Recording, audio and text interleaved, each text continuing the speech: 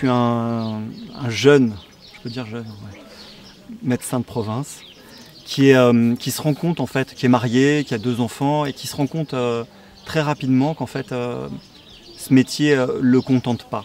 En même temps, il vit cette vie depuis plus de 16 ans avec sa femme. Ils sont dans une routine, dans un quotidien qui fait qu'ils ne voient pas le même film.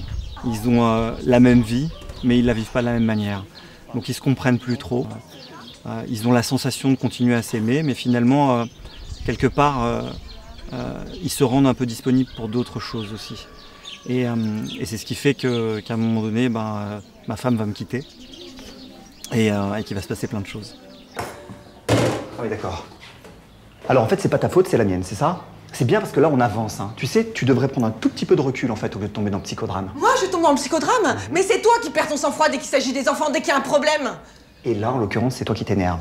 Tu sais, c'est pas parce qu'on n'est pas d'accord qu'on est obligé de se disputer. Ce mec qui tout à coup se rend compte que finalement, il a fait médecine, mais tout ça pourquoi?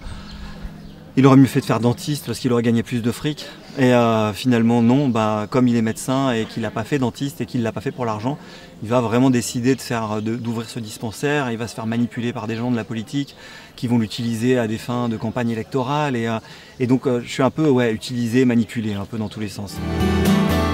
À votre santé mes poulettes et au plaisir de se revoir. Super ce petit pique-nique.